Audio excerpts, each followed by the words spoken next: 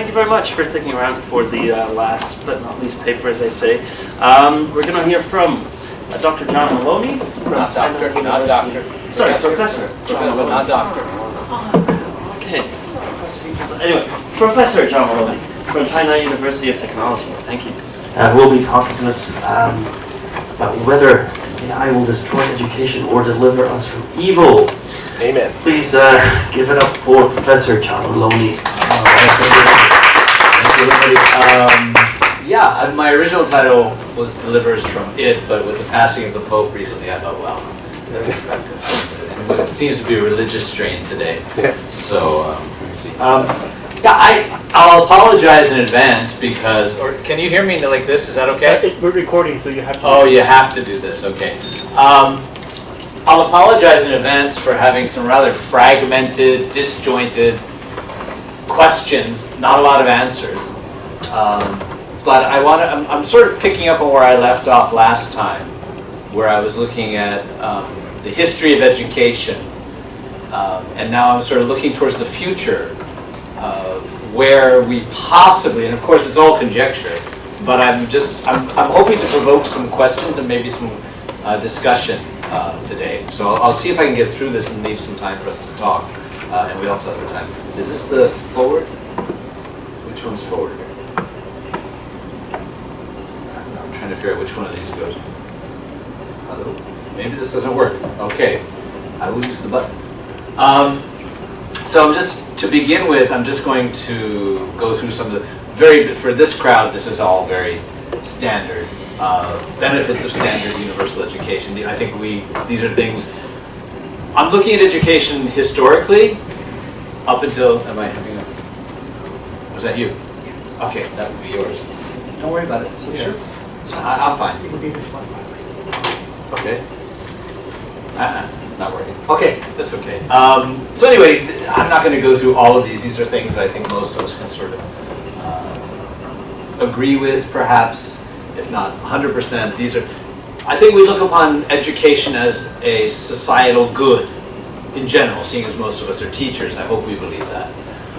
But again, any good or institutionalized activity does have problems as well. And so these are some of the things, perhaps I'd be more interested in looking at, the standardization, credentialism versus actual knowledge, or usefulness of utility of the knowledge. For me in particular, working in the arts, the suppression of creativity and divergent thinking is a big one. Equity and access, outdated models, and of course now the world's changing so fast that becomes more and more important as we go. Content over skills, and again, a lot of the discussion of where we're going in the future is that skills are going to come back, as like plumbers are going to be much more in demand than accountants as a human activity, because your accounting will not be done by a human, but your plumbing AI is going to have a hard time doing it. So skills-based learning, technical learning skills are coming back a lot. So that's just sort of some of the background of what I'm looking at. But just looking at the history of the modern standard education, that I break it down mostly to these two areas, because our modern education came about as a result of the Industrial Revolutions in order to train workers. Before the Industrial Revolutions, there was no interest in institutionalized education at all. Obviously, there was apprentices learning to make shoes, or apprentices learning to run weaving or farming, but there was no standardized, institutionalized education until we needed workers who could read and do basic numeracy. And then the technical revolution, we sort of piggybacked onto that, but I think we didn't really transform the institution of education, but more the content once we came up from the industrial to the technical revolution. And now we're going into the AI revolution, and it's sort of an unknown what the institution's going to need to do to adapt or perhaps disappear.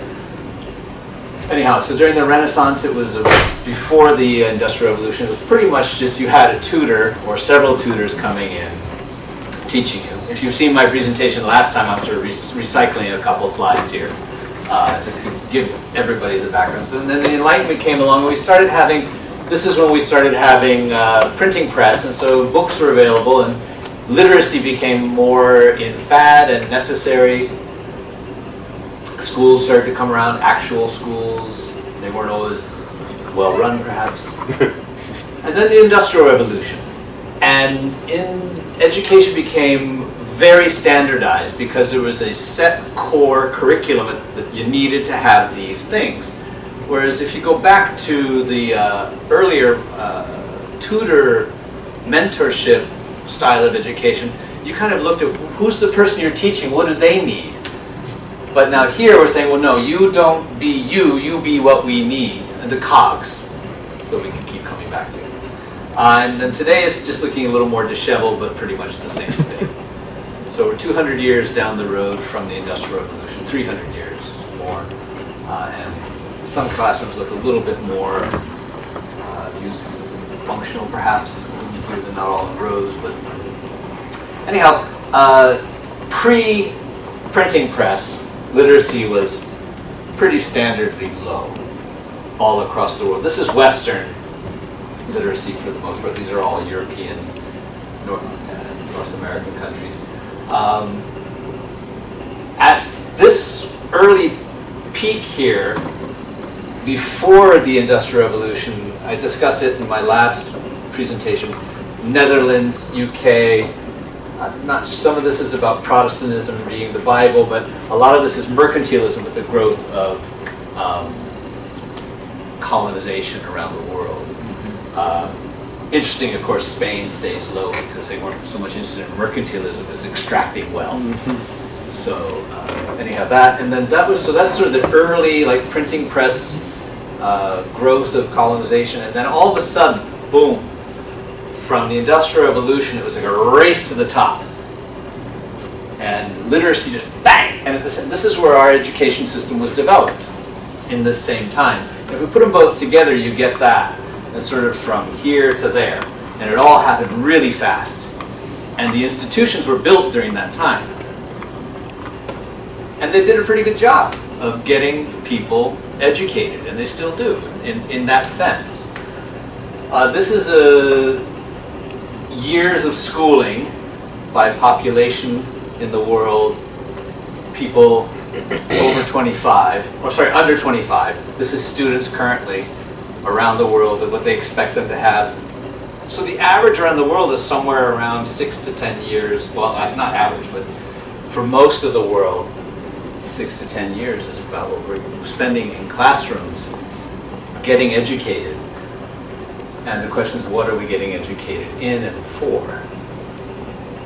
But we've done a pretty good job of getting people in school around the world. And the schools around the world generally share a pretty standard curriculum. Language, mathematics, science, history, sprinkling of arts here and there. And so what we've come up with here is from basically the Industrial Revolution to now, this is the number, 80% or more of the world has been educated and continues to be educated. It's a pretty good number. And so again, this is one of the world's greatest transformative events, and it's about to transform again. But it's built for the factory, not the future. So my question is, are we preparing students for the 21st century by teaching them 20th century content in an institutional system developed during the 19th century? Sometimes I feel like it's futile because we really don't know what to expect in the next 10, 20 years. But the institution we're teaching definitely is designed a couple hundred years ago. And the content, that's a hard one. Anyway, so this is disjointed and fragmented, but where I'm going with this is, behind the curtain of education, there's a couple concepts here that I picked out, that schools emphasize conformity over originality in general. That's been a positive for the workforce and a positive for what serving the needs, the cogs of the industry. I didn't bring that term up again because it seems popular today. And then there's also the banking model, which learners are seen as passive, so they're putting money in a bank. The learner just receives that. They're not interacting. I don't think a lot of the people in this room prefer to teach that way, But that is something that is done, and I think we can acknowledge that as a very predominant system of education around the world, that I give you, you receive, and then I test you on it. And it's not exactly an interactive process. So that's perhaps am I getting feedback here, I guess? Okay. There have been alternatives throughout history. Some of these you may be familiar with, some not. None of them has really taken hold as a alternative to the universal standard education that's accepted. I mean, they've influenced, but Montessori has existed for over 100 years, and yet I don't see it being predominant in the world. Waldorf as well, maybe you don't feel the esotericism of that as useful. Pedagogy of the Oppressed is one of my favorite. We also have the Theater of the Oppressed came out of it. It's looking at, you may be familiar with, it's very, but then again, these are things that, some of this now, the Khan Academy is something getting a lot of traction now. So essentially these go from more like student-centered to institutional challenges, and then here we get into basically lone interaction. This here like this minimally invasive education. This is the guy who set up the computers in the slums in India and said that the kids could learn brilliant coding just by having a computer available. They didn't need a teacher. There's arguments against it, but these are all things that have been tried. But again, the institution seems to be holding, but I'm not sure how long it will with the advent of new technologies coming out. This is an interesting one that I came across in the research, that we are losing creativity over time, even though IQs keep going up. We're getting more knowledge, but we're losing over time our ability to creatively use it. So that's something. So they've measured over almost 300,000 people over the period from 68 to 2008, and found that their scores just diminished over time. And yet the IQs keep rising. So we're teaching, but what are we teaching? And so, I mean, some of these are the articles we've seen before. We're generating students who can't read books as they enter college. And this article, again, a lot of us saw that about a year ago.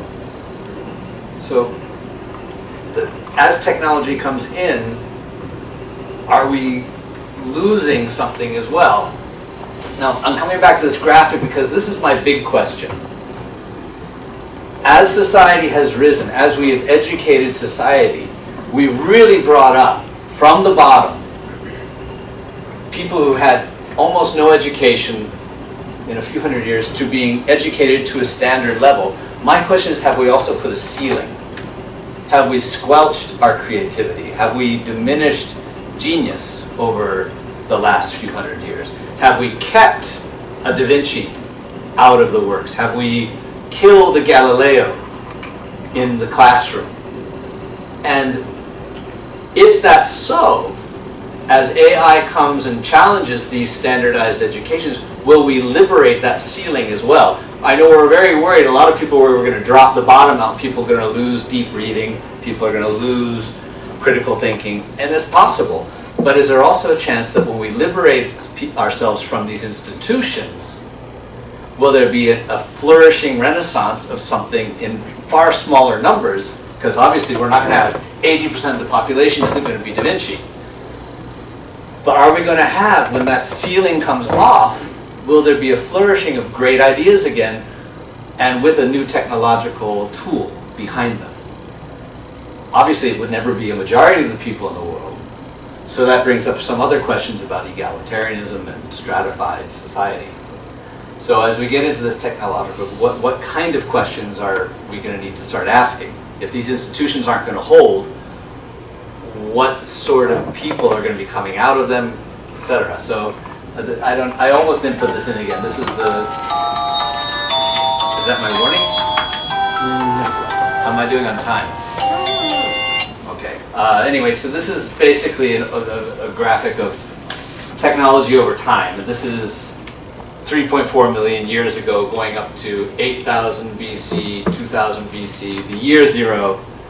Every line representing here 1,000 years. From here, this is 1,000 years each line. and we get to 1800 and turn the corner.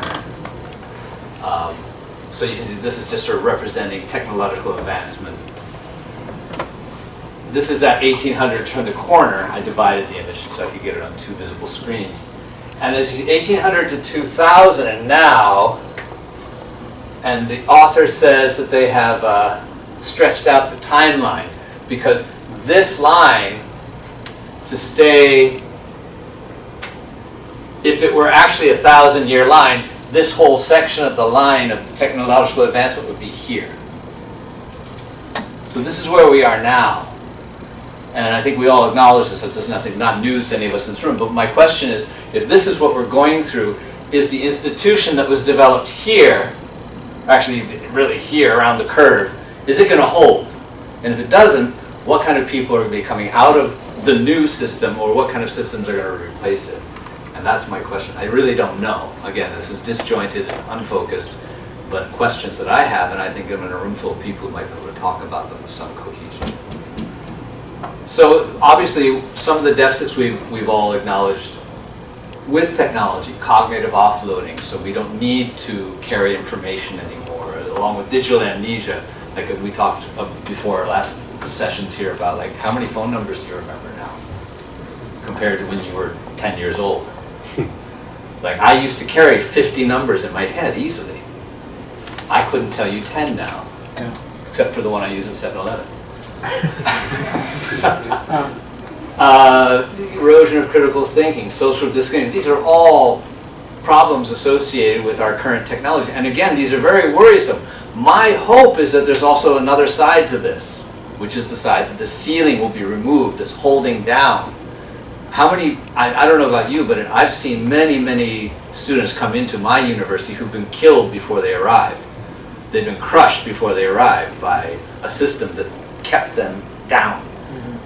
I deal in the arts, and so sometimes we're lucky enough to have people reflourish, but I would love to see what would happen. I'm just interested to know, is there another side to this technological doom and gloom that's actually very positive? So in a post-education era, what kind of things could happen? Will AI replace or amplify creative brilliance? And again, along with that, perhaps one of the more, is there a new intellectual elite forming, and is that a good or bad thing? You know, Thomas Becket existed in a time where most people were ignorant of the sun and moon. But we were happy for his writings, perhaps? I don't know. So is an intellectual elite a bad thing? Do we still need a shared curriculum? Is that something necessary in the future? I mean, we do have it now, but how many students graduate from university after 4 years and never use 80% of what they learned?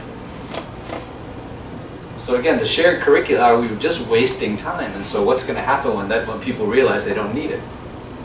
And what is literacy in the age of machines, intelligent machines? A new literacy.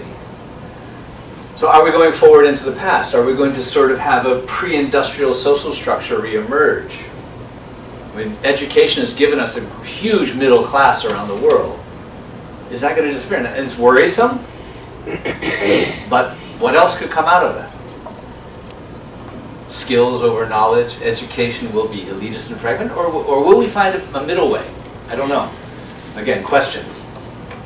And then will teaching change from, and again, I think a lot of people in this room don't just deliver information, but I think as a whole, education around the world, there's a lot of information banking in students without a lot of mentorship.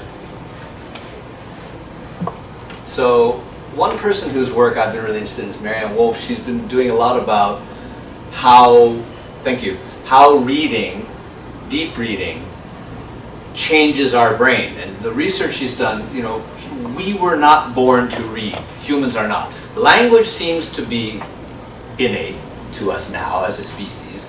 We've been speaking long enough that our brains are sort of born that way. We have a language processing center. But reading and writing are nothing, there's nothing natural about it. It takes a long time to learn it.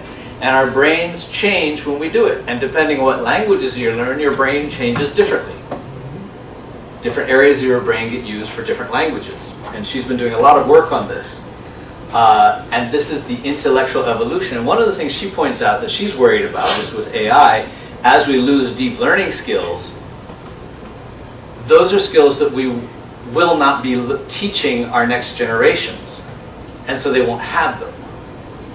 So what she's saying is, you could become an illiterate populace in 1 or 2 generations, irredeemably illiterate, if you didn't have the skills to retrain yourself. So it's not like we can say, oh, well, this generation lost it, but we'll get it back. It's one of those things that's gone, it's gone. So, again, we're not biologically wired. We repurpose existing networks that were developed for other purposes to read. So we adapt our brain to do that. And so technology, the reading brain, is very vulnerable to these changes in media that we're coming up with. And so that, a lot of people are seeing that as atrophying the brain. And so this is just a diagram showing the different areas of the different languages that they use. I just threw it in there, but it's just, you can see English uses these areas, Chinese, Kanji uses these, Japanese spread out more. So it's just, the brain actually responds differently to different languages. And I'm wondering, as we develop new literacies, transliteracy, we're going to have our brain responding different ways, of course. So I'm wondering, what will those be? Do we have any ideas? Will our brains adapt or atrophy in response to future technologies and media formats? It's a question. So again, these are a lot of questions. I don't have some research to deliver. I don't have a point. I'm really just posing a lot, so I'm hoping to generate a conversation about what are our hopes, what are our fears, and really not just, it's deeper than just how is it going to change the workplace. It's really going to transform education. It's really going to transform culture. And it's at a much deeper level. So I'd like to see, because our culture is so based on what we did in the last 200 years, but it's about to change in the next 50. This is just for, I shouldn't have even put this in. These are sort of ways I address in my classroom. I try to use from the, if you're familiar with the 21st century skills, is I put English and Chinese, if anybody wants to take it from the PowerPoint. But I like to focus on these. I do a lot to do with oral communication. For me, these are important. These aren't as important to me, but they are important. But I deal with these, what they call the 4 C's. So that's, I try and make every day in my classroom incorporate all 4 when I'm dealing with writing or speaking. Because I think that those do keep us from becoming knowledge banks that are just growing, but we're actually creating as we go. Anyway, that's, the end is very disjointed here, but that's what I try and do. And we have a minute or 2 for questions. Thank you. Yeah. It's just, when you were talking about, you know, close to the end there, it made me think of something Nigel was putting in near the end of his presentation about, you know, what really ultimately will tell the difference maybe between the workers of the future and what they really need to be able to do, if we can, you know, boil it down to one thing. And it's the idea of being able to retrain yourself. Yeah. Because everything so quickly becomes outdated now, Yeah. right? And you have to update constantly. Yeah. So is that ultimately what we need to provide? Yeah. The ability to do that for our students. I guess, yeah, to encounter new situations and function well within them without being, like a lot of people when they encounter new things shut down, but to welcome newness. Right. Yeah. I mean, and that's one thing I also try to tell my students at some point in a class is what I'm going to try to give you more than anything else is after you get done with my class to have the ability not to need me anymore. Yeah. Yeah, absolutely. And in that way, it's the same. It reminds me of my work, like you know, I'm a theater director. It reminds me of my work in the theater as a director. I tell with the actors, my job is to make myself obsolete. Yeah. If you need me opening night, I didn't do my job, and I guess for a teacher it's very similar. You know, if you need me, right. And it's the whole idea of then being able to retrain and lifelong learning and the whole thing. Yes. Hi. Thank you very much for these thought-provoking questions. And I feel a little bit... Questions only. No, and I love it because I feel a little bit vindicated as well, as Joe reminded me. Thank you. as Joe reminded me 2 years ago, I asked the question, do teachers need to teach AI? But the full question is, since our time is limited, should teachers teach AI instead of critical skills? And I see you emphasize critical skills as well. Absolutely. Why do you have to choose either one? Because time is limited. Well, okay, we can combine it. This is the anyway. So I'm about to talk. I think there's one important observation, which is that there's one institution which precedes the Industrial Revolution, which is the university. Yes. And that has a lot more, since what 1300s. Yes. Earlier. That's always been more about mentorship rather than this, standardized. That's my hope for the future, that we go back to something like that. Right, and then the Yeah. corollary could be not that it's- even if standardized education collapses. Yeah, I'd love to see that. I would love. Well, look, we're not gonna. I mean, that's my. I didn't want to show my hand too much, but I would love to see standardized education go to the wayside, and people who desire education pursue it. People who don't. But again, we need to be careful to keep. But I think a standard level of critical thinking education is important. Okay. So we don't have a world of people who are incapable of understanding the world they live in. But I don't think you need to understand biology and chemistry and high-level mathematics to live a good life. Okay, but If you want to, great. fine. So what is the purpose then of education overall? You're looking at your timeline, Yeah. and these are the questions I had for the three of you, so it's a nice, all of you can answer the question. So, Should we move into the open discussion? Sure. Yeah. So part of this was, okay, the jobs that people are doing, to what extent should jobs reinforce the political structure we have in place? So if you have a large middle class, does that support democracy? Is democracy something that we want to value, or an elite society? Is that something we want to go back to? I don't know. I mean, I that's would the question, argue, yeah. no, I don't want to go back Yeah. to that form of society. I personally don't, Yeah. but I am not society. And again, democracy is such a short-lived experiment so far. I love it. I'd love to see it continue. Yes, exactly. But And I- that's the yeah. confounding problem with that is that we have to endure some of these problems, because if AI takes away some of these jobs and we have this stratifying element in our society, well, then you're going to get a lack of democracy in society and transforming. One sort of rejoinder to that might be, do we actually have a democracy now? Oh yeah. I mean, we do, but We don't have a direct democracy, Yeah. but we have democracy. there's a level of it, I would agree. Oh yes, yes, Yes. And that depends on what sphere you're talking Yeah. about. Exactly, Yeah, yeah. exactly. But we definitely have democracy. Yeah, no, yeah, Right. democracy exists, but I'm saying like worldwide. No, there's not a unified government of the world.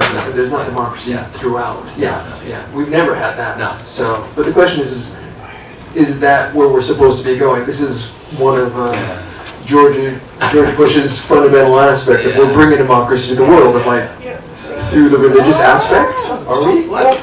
Something I wanted to talk about, but I didn't have time in my, something I wanted to talk about, but I didn't have time in my presentation, is the parallel between the way, my buddy Chris Wiley talks about these special attributes of humanity, like these divine sort of responsibilities that we have to live this kind of life in relationship to God's divinity. I mean, honestly, when I hear people from the humanities talking about AI, it just to me sounds the same.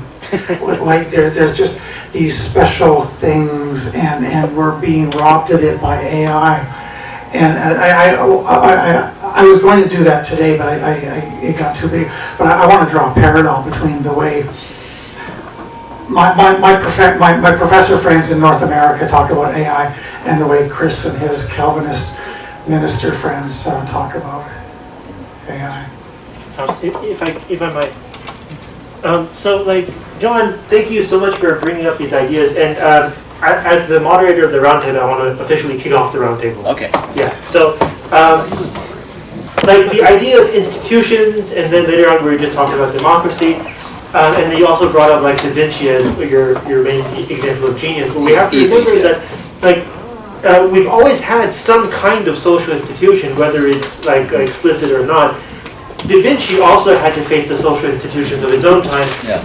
And like the idea of how our institution of standardized education is somehow like oppressing potential geniuses, I think that's always been the case. Perhaps there might be differences in degree, but like we don't see the oppressed could have been geniuses through history. We only see the ones that did break through. Well, think about Galileo.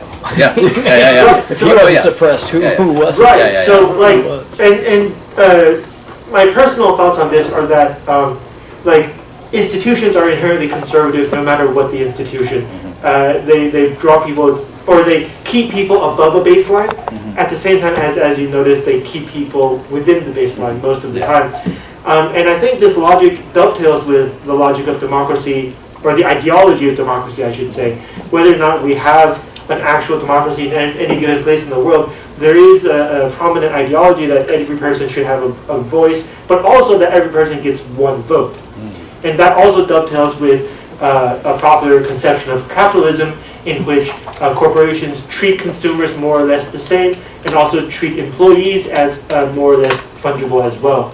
So like if we're really focused on like individually tailored education, mentorship, these ideas, I personally would want to look at this from the reverse causality, as in like what changes in society would we need to effect in order to bring about that state of education, rather than how will AI impacting education change our society. So maybe there's a, like, that could be another way of thinking about these issues. It's very cogent thinking. Thank you. Yeah, I was looking to provoke, and I think I did. I hope.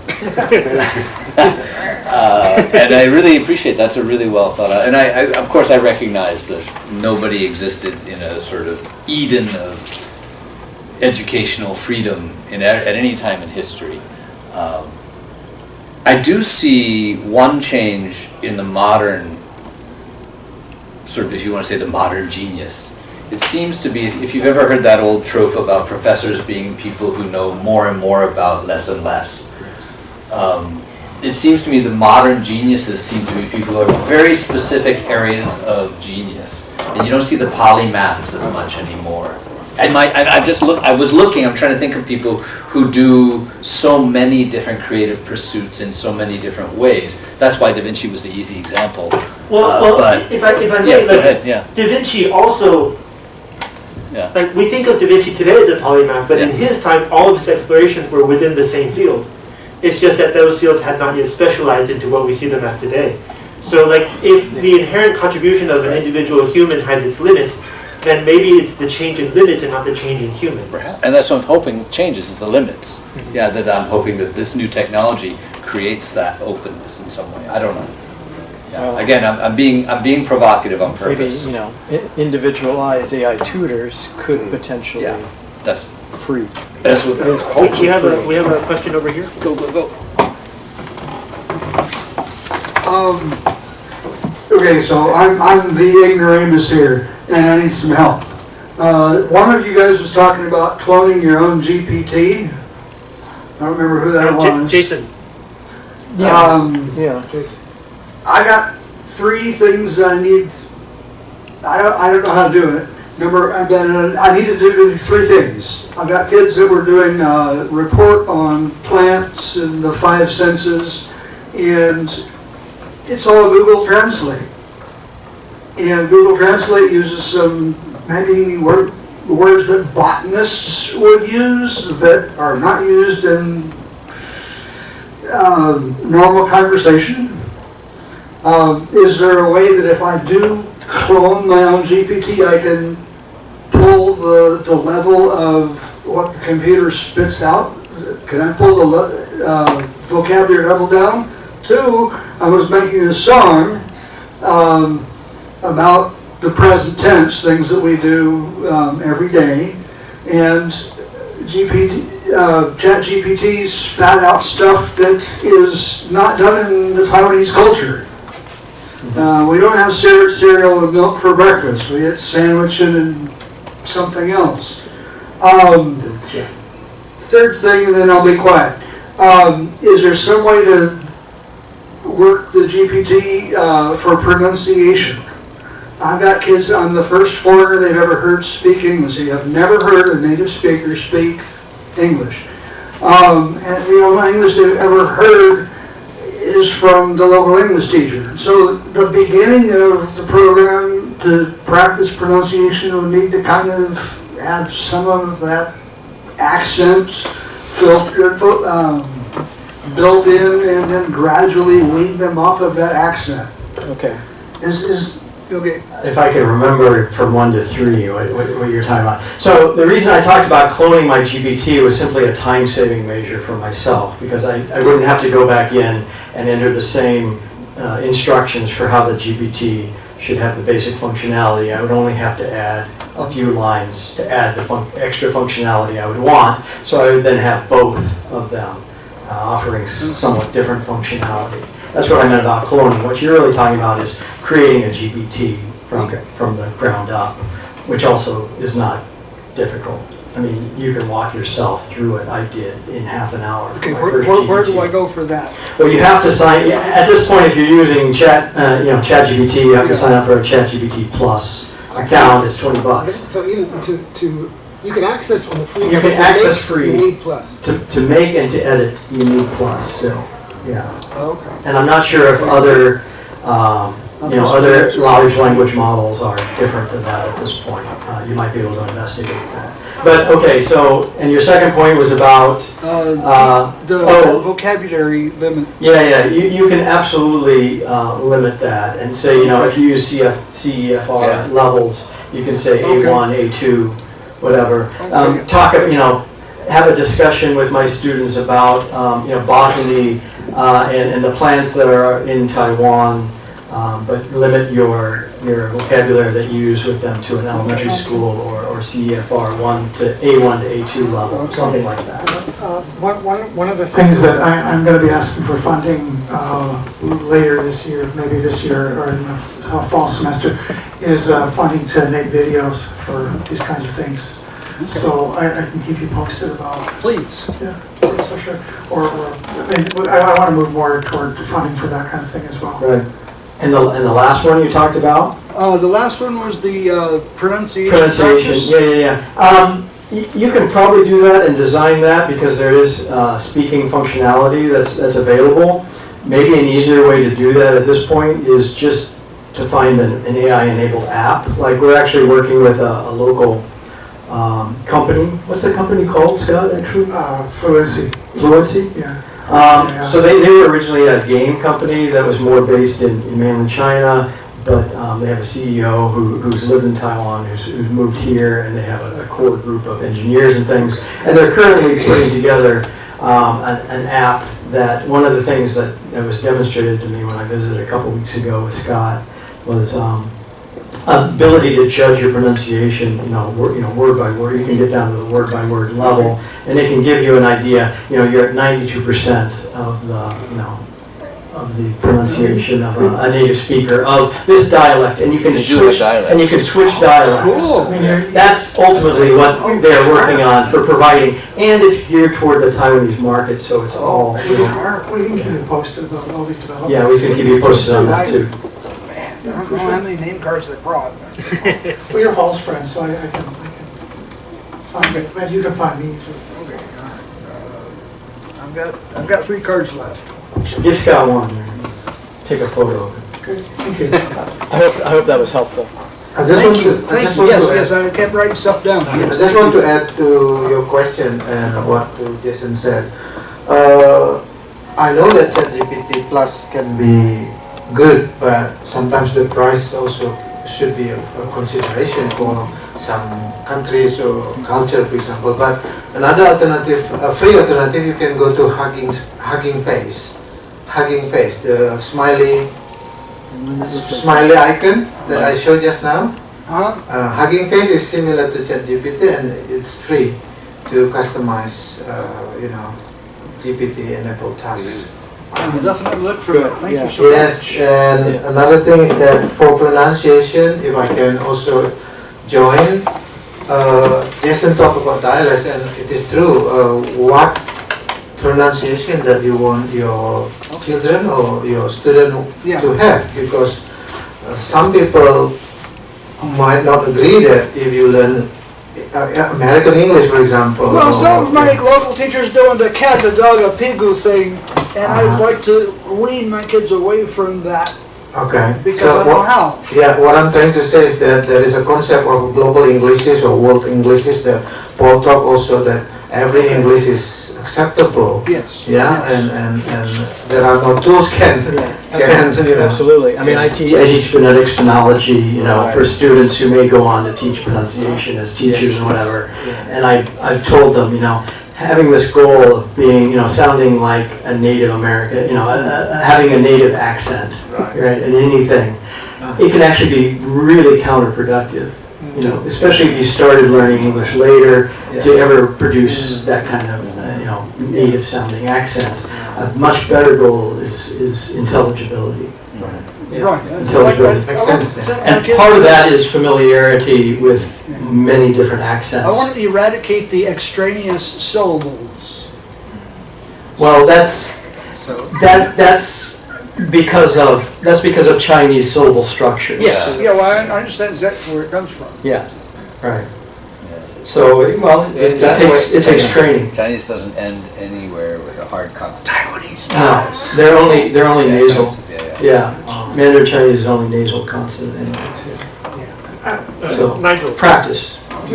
And I think AI programs now can really help with that, like I Cool, mentioned. thank you. I just want to add, Yeah, thank you. just 2 cents to that.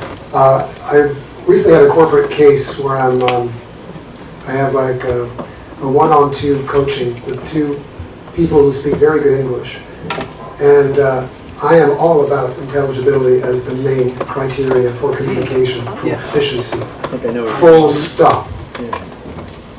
Their bosses are not. Right. Their bosses say, look, she doesn't sound professional because she's making these grammar mistakes or pronunciation mistakes, and she'll get word forms messed up.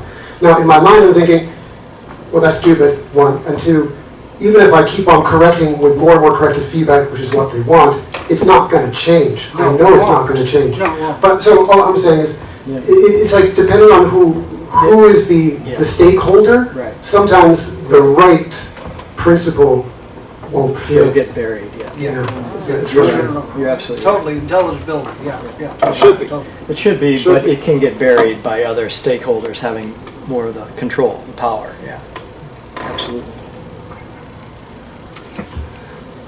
Well, okay, there's something that I wanted to mention, you know, as a, well, first I want to thank everybody for existing through this punishing schedule that I constructed. The last people who are about to apologize for this, but and just remind everybody, we've got to be out of here by 5:30 so that the staff can go home. But just as I was listening to the afternoon sessions, one of the things that struck me is that there's these 2 diametrically opposed images that we're hearing. So we have John and Nigel talking about like this revolution and like in 20 years we won't recognize the earth, like we won't recognize humanity. And then we have Joe and to some degree Ewan, who's talking about schools in Taiwan, pretty much chugging along the way we've normally been doing and how much progress they've been making. And then there's that other picture that things are pretty much, the way they've sort of generally been, and that's not going to change very much because it's reasonable. It's still successful, and we can construct this. I mean, listening to Nigel, it's almost like you and Chris Wiley would agree with each other, right? Like the world is literally coming to an end, and who knows what it's going to look like. Our bodies may be possessed by machines. That was not my message, brother. That was not my intended message.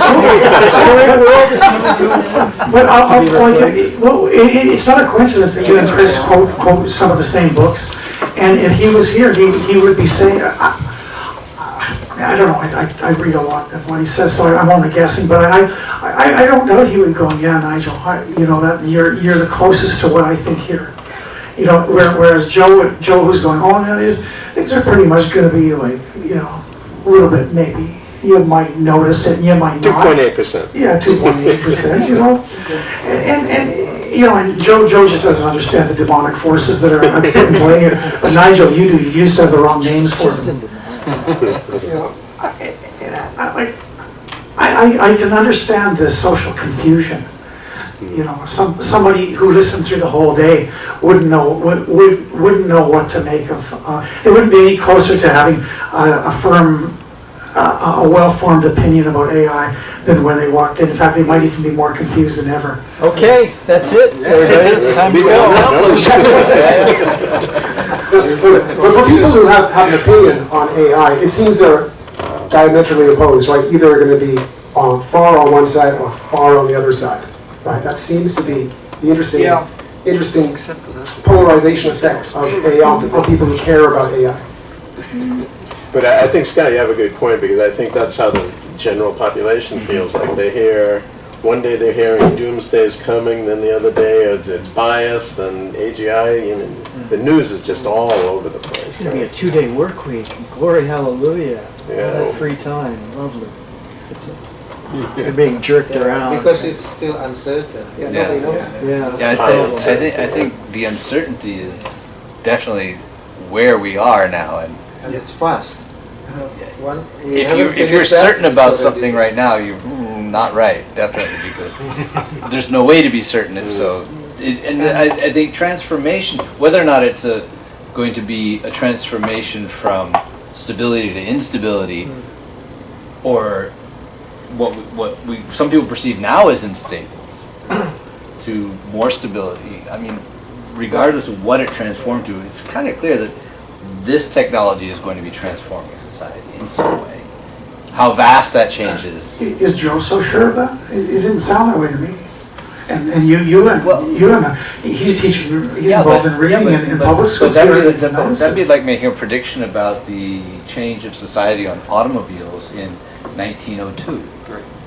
I think Joe's waiting for the next survey. I mean, I have a feeling that those fairness, numbers. CJ's got my position. Yeah. He's waiting for the next survey. Yeah. Or let's wait for Bilingual Nation 2030, because that what Ewan's talking about is going to overlap this, and he's not seeing any transformation. And to be honest, I mean, my daughter uses AI every day and all these online tools, but it really hasn't impacted her education. Her schooling very much. I don't want to say her education. Her education's transformed, but her schooling hasn't been transformed. Well, But that might be your point. But Scott, how is her education transformed? Herself. Well, yeah, I mean, for example, she wrote this story in English in a binder, and then she scanned it into she translated it through Google Translate, and then we read through it and corrected all the mistranslated words.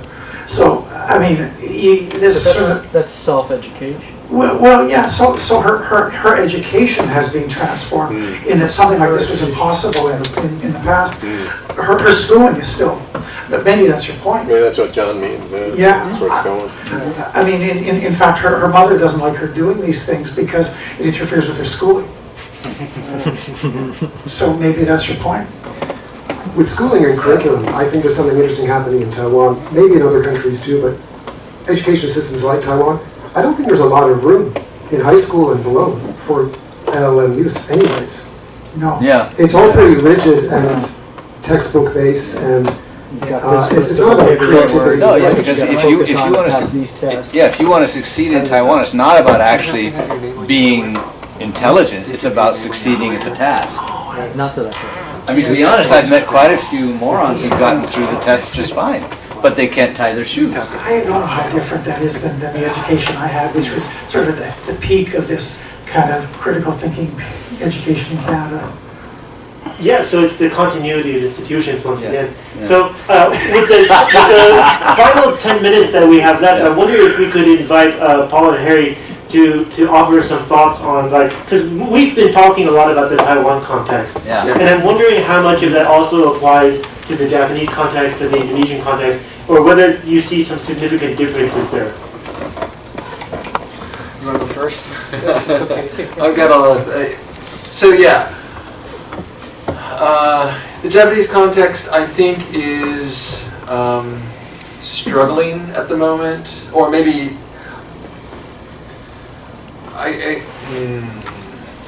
as a longtime resident of Japan, I often wonder how change occurs. Inertia seems to work well. You know, as you say, I'm just waiting for the next survey to come out, and I think in a nutshell, I don't know, I don't want to apply that to rest of Asia. I think maybe Japan has it down to an art form. But when things do change, it happens, you know, yesterday. I mean, it's like, what, you know, and everybody's in tune, on board, and we go forward with it, which is very impressive with things. Top down, right? Top down, 100% top down. But it's, again, this idea of who's responsible to make the decisions is what I find most difficult, or it's dispersed and clouded, and there's no transparency to it. And kind of what we, I was going to say Joe, are you both Joes? Yeah, I know you're Joe. I'm John. John, okay, close enough. John, Got the J-O down, yeah. The idea of where we're going, you know, politically speaking, do we want an elite group? And again, Japan has this mindset of, yeah, you go to Tokyo University to become an elite person in society, and you guide society. So the people in society basically say, we look to you, we follow you, you institute policy, because you know what's best for the country. That's generally how things work. And things work very, very slowly. And I'm not too sure how AI is going to work. I think it's going to be, my parallel that I can draw to is a bit like recycling. So Japan, I think, when in the mid-80s, they were one of the worst countries at recycling in the world. And then the government decided we're going to recycle. And like within 6 months, they were the top, one of the top nations in the world at recycling. That's like here. You know, I mean, it's just the blind trust that the nation follows their leaders. Who the leaders are, how they become leaders, we could debate on whether that's a democracy or not. But that's the way their society's formed, that's how things are working. So I get a feeling that the universities are, everybody's just kind of waiting. You know, and once things are decided, then we'll go with it, right? But until that point, there seems to be a lot of imminent harm and things like that. So I think that's the general idea of what AI is in Japan. But I could be totally misreading this situation, but I don't think I am. You joined the AI group in Japan, the OG. Oh, yeah, I haven't been following it very closely. Yeah, so we have a group similar to this that is, you know, formed, and, you know, again, like-minded people thinking about that. But again, it's such a small group, and it's off to the side. It's not going to make it to the power stage. Thank you. Yeah. Just to continue, yeah, pretty much similar, I think, to Taiwan context, Japan context. From my perspective, Indonesian context would be standardized and top-down, even though they say that it should be decentralized from like 20 years ago. But another interesting thing for me is that if Paul lives in Japan quite some time, I look English learning, especially in Indonesian context, is because we are non-native. So we are learning English as a foreign language. So the concept is TEFL, not ESL. So because of the status as a foreign language, it seems far to us. We don't really feel owning it. So not many people want to really learn English. And for people or individuals like me who was born there, know the culture, but also has the opportunity to see different perspectives of the world, I myself, for example, trying to speed up things, to open up, you know, mindsets and everything, but because my surroundings are not like that, so I feel like alone and then difficult to create the changes or to make many of my students to understand and be aware what is happening outside actually. especially related to the development of AI and how to see that one and utilize that one effectively. The next thing is that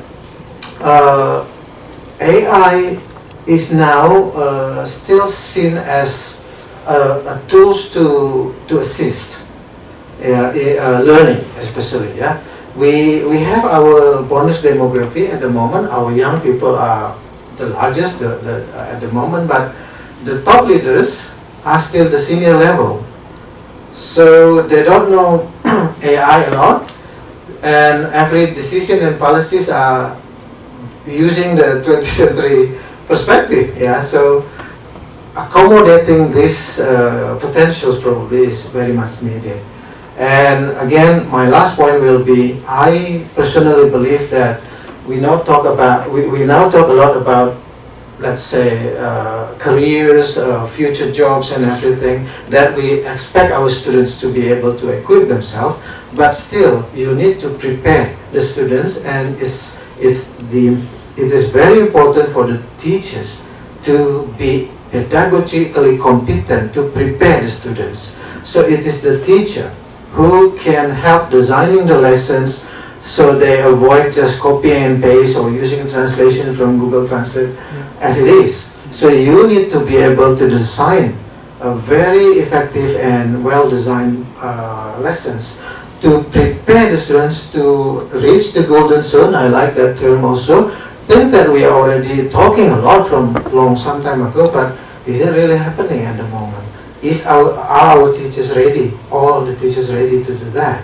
And the students just need guidance. Now, even though it is standardized, there are potentiality of being a bit open and creative in some ways. So that's my point, I think, that I can share. Yeah, thank you. Thank you. So if I might summarize with a pun, Yes. You're saying that a lot of your work is struggling against the insularity of the island archipelago nation. Yeah, it could be because logistics and facilities, yeah. Okay, thank you very much. We're just about out of time if we want to hit that 5:30 mark. No, I'm going to close everything and thank everybody for. Do we want a photo or anything? Do you want to try to do that? Let's take a group photo over there. John, I'm going to give you a certificate.